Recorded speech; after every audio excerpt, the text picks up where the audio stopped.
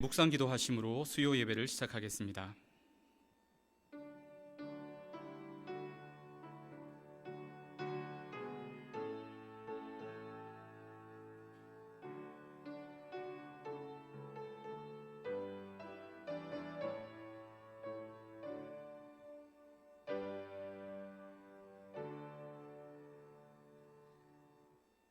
함께 찬송가 91장 함께 찬송하겠습니다.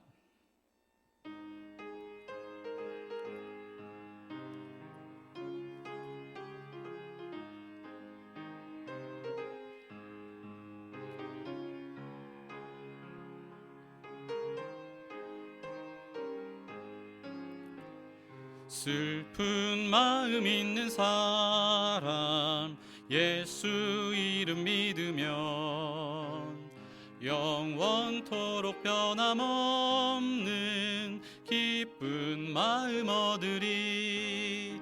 예수의 이름은 세상의 소망이요 예수의 이름은 천국의 기쁨일세. 거룩하신 주의 이름 너의 방패 삼으라. 환난 당할 때에 주께 기도드려라. 예수의 이름은 세상의 소망이요 예수의 이름은 천국의 기쁨일세.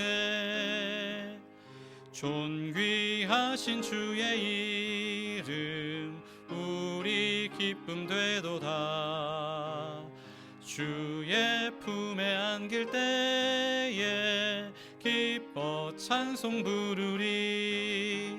예수의 이름은 세상의 소망이요 예수의 이름은 천국의 기쁨일세. 우리 갈 길 다 간 후에 보좌 앞에 나가 왕의 왕께 경배하며 멸류관을 드리리. 예수의 이름은 세상의 소망이요 예수의 이름은 천국의 기쁨일세. 기도하겠습니다. 하나님 아버지, 주일 이후 3일 동안도 저희를 지켜주시고 오늘도 주님 앞에 나와 예배 드릴 수 있도록 은혜 주심을 감사합니다. 주님, 이번 주는 교내 집중 휴무 기간으로 한 주간 쉼의 시간을 가지고 있습니다. 무더운 날씨 가운데 부산외대 모든 구성원들의 건강과 안전과 가정을 지켜주시고 몸과 마음의 재충전의 시간 되게 하여 주시옵소서. 이사장님과 총장님을 비롯한 모든 리더십에게 맡겨진 사명을 잘 감당할 수 있는 힘과 은혜를 더하여 주시고 글로컬 대학 본 지정을 위한 모든 과정 속에 하나님의 도우심과 좋은 열매가 맺히게 하여 주시옵소서. 오늘도 주님의 말씀을 묵상하며 나아갈 때 저희가 주님의 뜻을 깨닫게 해주시고 말씀 앞에 순종할 믿음과 새로운 힘을 허락하여 주시옵소서. 감사드리며 예수 그리스도의 이름으로 기도하옵나이다. 아멘.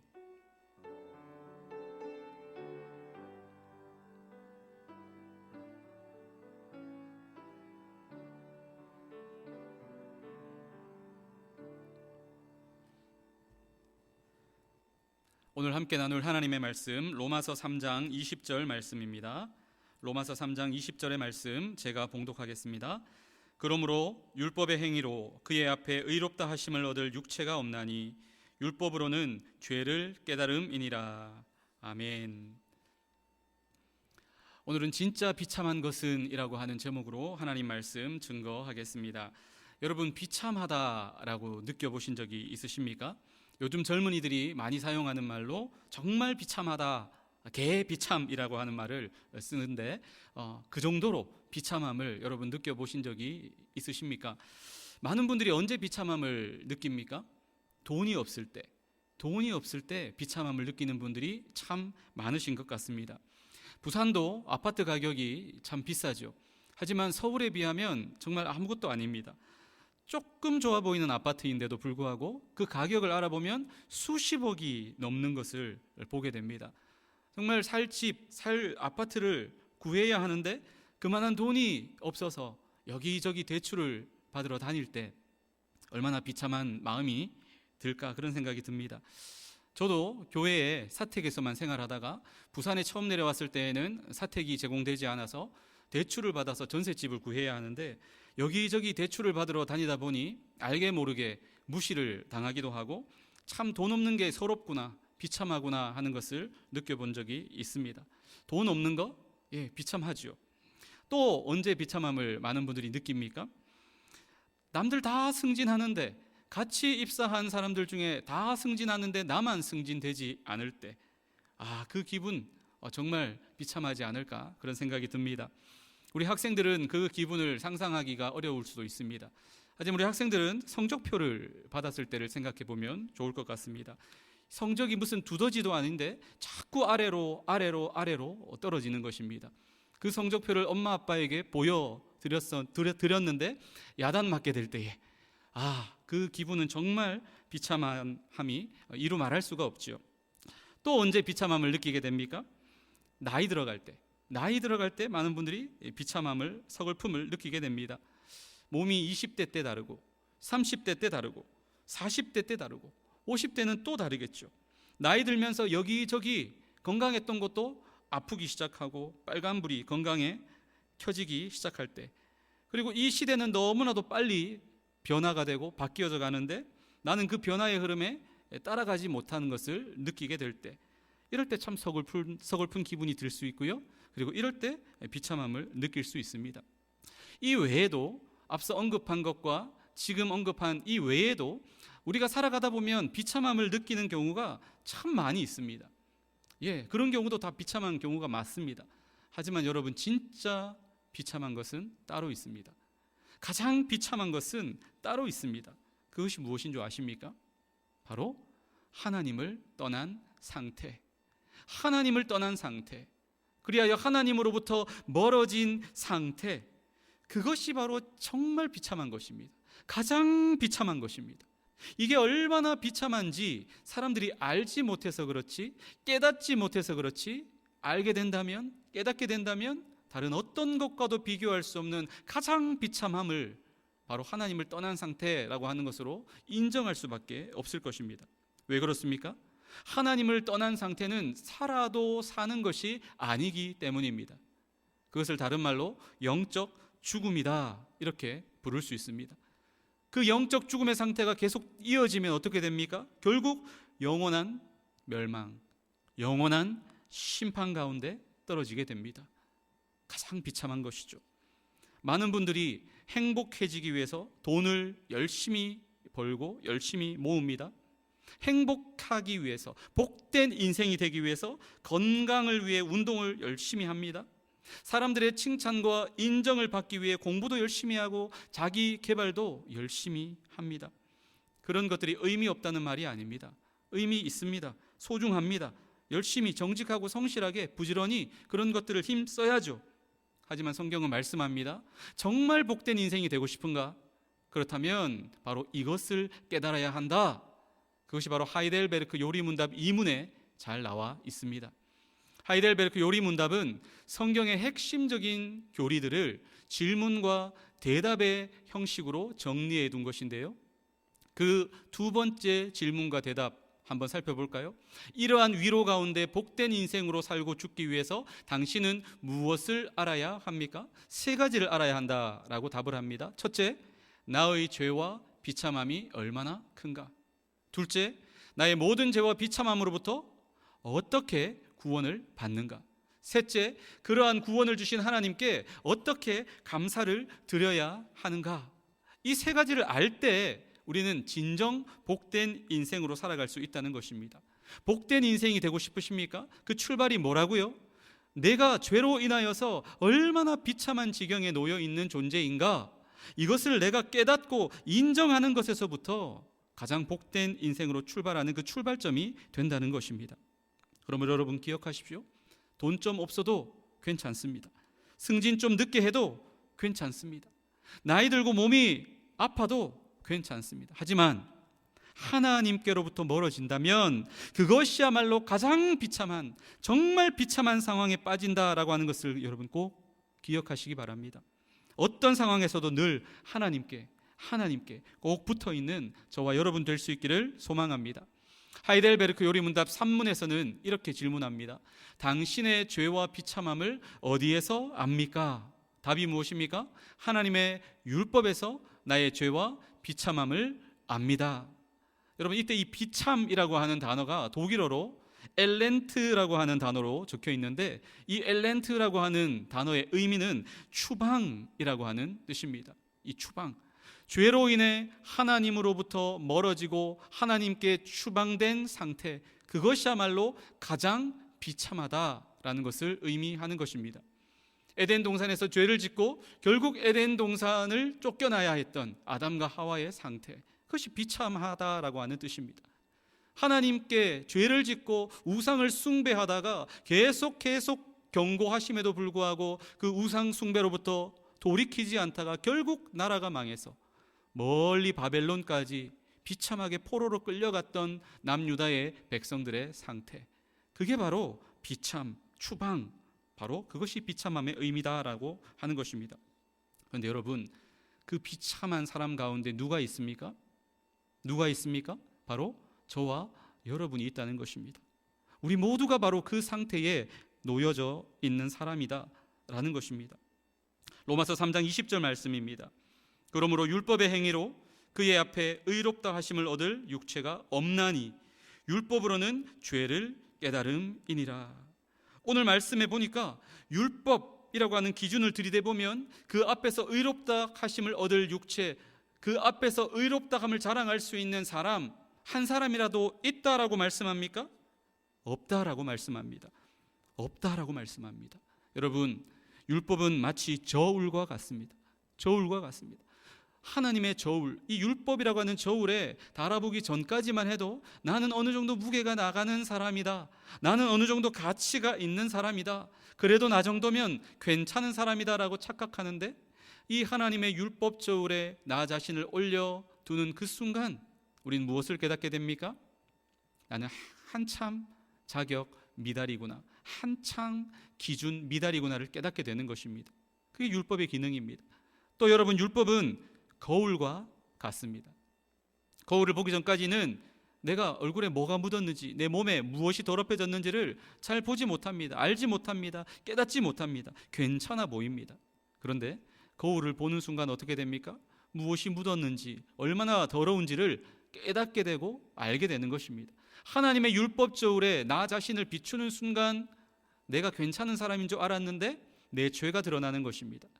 내 마음속에 있는 더러운 죄악들이 그대로 여과 없이 비추어지는 것입니다. 여러분, 율법을 통하여서, 율법을 알기 전까지는 나는 괜찮은 사람이다, 의로운 사람이다 라고 생각했지만, 율법을 통해 나의 죄를 깨닫고 나는 죄 때문에 아무 소망이 없는 비참한 사람, 비참한 존재구나 라고 하는 것을 우리 모두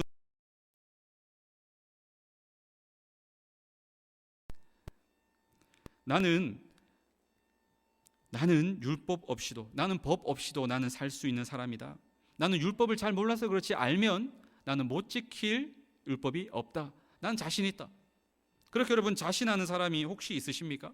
갈라디아서 3장 10절을 보십시오. 무릇 율법 행위에 속한 자들은 저주 아래에 있나니 기록된 바 누구든지 율법책에 기록된 대로 모든 일을 항상 행하지 아니하는 자는 저주 아래에 있는 자라 하였음이라. 여러분, 율법의 일부를 지키는 게 아닙니다. 율법의 전부를, 모든 일을, 그것도 어쩌다가 한번 잘 지키는 게 아닙니다. 항상 행해야 한다. 그렇게 되지 않으면 어떻게 된다? 어떻게 된다? 저주 아래에 있는 자. 저주 아래에 있는 자. 심판 아래에 있는 자, 결국 망하게 된다는 것입니다. 여러분, 율법을 항상 우리가 지킬 수 있습니까? 모든 율법을 항상 지킬 수 있습니까? 그럴 수 있는 사람은 단 한 사람도 없습니다. 이 세상에 존재하는 사람 가운데 저와 여러분을 포함하여 단 한 사람도 이 말씀 앞에 자유할 수 있는 사람은 한 사람도 없다라는 것입니다. 무슨 뜻입니까? 저와 여러분은 결국 망할 수밖에 없는, 저주 아래 놓여 있는, 심판의 저주 아래 놓여 있는 상태라고 하는 것입니다. 하지만 여러분, 그 심판, 그 저주, 내가 받아야 될 그 심판과 그 저주를 누가 대신 받아주셨습니까? 바로 예수 그리스도. 예수 그리스도께서 나 대신 받아주셨습니다. 갈라디아서 3장 13절입니다. 나무에 달린 자는 누구나 저주받을 자다라고 성서에 기록되어 있듯이 그리스도께서는 우리를 위하여 십자가에 달려 저주받은 자가 되셔서 우리를 율법의 저주에서 구원해 내셨습니다. 여러분, 예수님이 우리가 영화 같은 데 보면 십자가에 달리실 때 그래도 속옷을 입고 계시는 것을 보게 됩니다. 하지만 여러분, 실제로는 어땠을까요? 실제 예수님이 십자가에 달리실 때 속옷을 입고 계셨을까? 그렇지 않습니다. 완전히 발가벗겨 지셨습니다. 얼마나 수치스러운 상황입니까? 사람들에게 침뱉음을 당합니다. 주먹으로 맞습니다. 온갖 조롱과 멸시와 모욕의 말을 듣습니다. 발가벗겨진 채로 십자가에 그 엄청난 고통을 당하며 못 박혀 돌아가셨습니다. 죄 없는 예수님께서, 하나님이신 예수님께서 그 수치, 그 고통, 그 조롱과 멸시를 나 때문에, 나 대신 나를 구원하시기 위해서 받아주신 것입니다. 여러분, 예수님이 당하신 그 비참함은 누구의 비참함입니까? 바로 저와 여러분의 비참함입니다. 나의 비참함, 우리의 비참함이었는데 예수님께서 나 대신, 우리 대신 감당해 주신 것입니다. 그런데 우리는 어떻습니까? 우리는 그런데 이 놀라운 사랑, 이 놀라운 은혜를 너무나도 쉽게 망각해 버립니다. 우리 모두는 정말 망각의 은사를 가진 사람 아닙니까? 잊어버려야 할 것들은 왜 그렇게 꽁하게 마음속에 간직하고 잊지 않고, 정작 잊지 말아야 될 하나님의 사랑과 은혜는 얼마나 쉽게 망각해 버립니까? 그러다 보니 하나님께 감사하지 않는 것입니다. 하나님의 은혜를 망각하니까 하나님께 감사해야 되는데 감사하지 않는 것입니다. 그러다 보니 예배의 감격이 사라지고 예배 시간에 자꾸 꾸벅꾸벅 조는 것입니다. 그러다 보니 원불교에 빠지는 것입니다. 원불교는 원망, 불평, 교만을 말합니다. 이게 다 하나님의 사랑과 은혜를 망각해서 일어나는 일입니다. 내가 얼마나 비참한 존재였는지, 예수 믿기 전 내가 얼마나 비참한 상황에 빠져 있는 사람이었는지 우리가 망각했기 때문에 이런 일이 일어난다라고 하는 것입니다. 사랑하는 성도 여러분, 말씀을 맺겠습니다. 진짜 비참한 것이 무엇입니까? 가장 비참한 것이 무엇입니까? 그것은 바로 하나님을 떠난 상태입니다. 하나님으로부터 멀어진 상태입니다. 왜 그렇습니까? 죄로 인한 저주와 영원한 심판 가운데 처해 있는 상황이 되기 때문입니다. 하지만 우리 주 예수 그리스도께서 우리를 가장 비참한 이 상황에서 나 대신 예수 그리스도께서 십자가에 못 박혀 죽어주심으로 말미암아 나를 이 비참함으로부터 건져내어 주신 줄로 믿습니다. 구원하여 주신 줄로 믿습니다. 우리는 그 놀라운 사랑과 은혜를 이미 받고 있는 사람입니다. 그런데 여러분, 나도 모르는 사이에 이 구원의 기쁨과 감격이 희미해지고 또 망각되어져 버린 그런 형제 자매님들은 없으십니까? 오늘 다시 예수 그리스도의 십자가 은혜를 우리 마음에 새길 수 있기를 바랍니다. 오늘 다시 하나님의 말씀을 펼쳐서 깊이 묵상할 수 있기를 바랍니다. 오늘 다시 기도의 손을 모아서 하나님과 가까이 친밀하게 교제 나눌 수 있기를 바랍니다. 또한 아직까지 내가 얼마나 비참한 상황 가운데 놓여 있는지를 알지 못하는 자들이 있습니다. 깨닫지 못한 자들이 사랑하는 우리 가족들 가운데도 있을 수 있고, 우리의 친구들, 우리의 이웃들, 우리의 동료들 가운데에도 내가 정말 비참한 상황에 놓여 있음에도 불구하고 깨닫지 못한 채 나 정도면 괜찮아, 난 행복해, 난 잘 살고 있어, 그러면서 영원한 멸망과 영원한 심판을 향하여 나아가는 자들이 우리 주변에, 우리 가까이에 있다는 것입니다. 사랑하는 성도 여러분, 그들이 얼마나 하나님을 떠나 하나님부터 멀어진 상태에 있는지를 우리가 깨우쳐 줄 수 있기를 원합니다.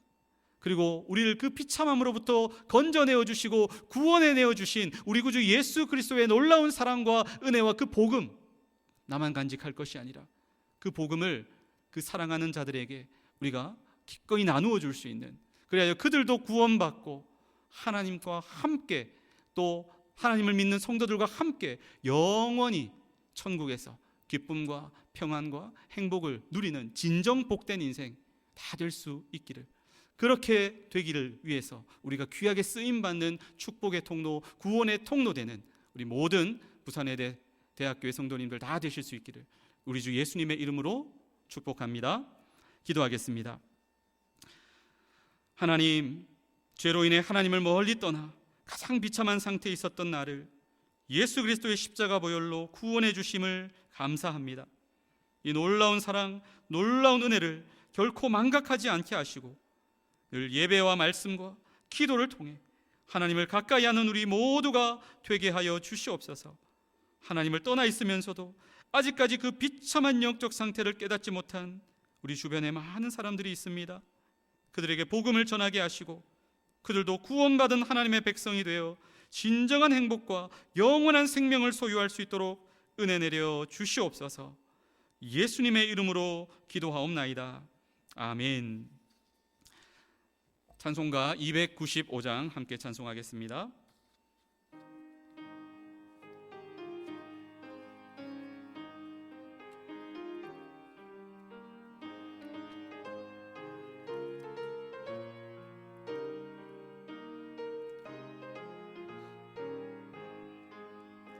큰 죄에 빠진 나를 주 예수 건지사 그 넓은 품에 다시 품으신 은혜는 저 바다보다 깊고 저 하늘보다 높다. 그 사랑 영원토록 나 찬송하리라. 날로 더욱 귀하다, 날로 더욱 귀하다. 한이 없이 넓은 우리 주의 사랑 날로 더욱 귀하다. 옛날에 유대 땅에 주 예수 다닐 때 그 은혜 받으려고 큰 무리 모였네. 누군 먼저 병든 자를 다 고쳐주셨으니 나 같은 죄인까지 그 은혜 받도다. 날로 더욱 귀하다, 날로 더욱 귀하다. 한이 없이 넓은 우리 주의 사랑 날로 더욱 귀하다. 주 크신 사랑으로 만 백성 위하여 그 십자가의 고난 다 받으셨으니 그 속죄 받은 성도 큰 소리 함께 높여 온 천지 울리도록 주 찬송하리라. 날로 더욱 귀하다, 날로 더욱 귀하다. 한이 없이 넓은 우리 주의 사랑 날로 더욱 귀하다. 주기도문으로 예배를 마치겠습니다. 하늘에 계신 우리 아버지여, 이름이 거룩히 여김을 받으시오며 나라가 임하시오며 뜻이 하늘에서 이루어진 것 같이 땅에서도 이루어지이다. 오늘 우리에게 일용할 양식을 주시옵고 우리가 우리에게 죄 지은 자를 사하여 준 것 같이 우리 죄를 사하여 주시옵고 우리를 시험에 들게 하지 마시옵고 다만 악에서 구하시옵소서. 나라와 권세와 영광이 아버지께 영원히 있사옵나이다. 아멘.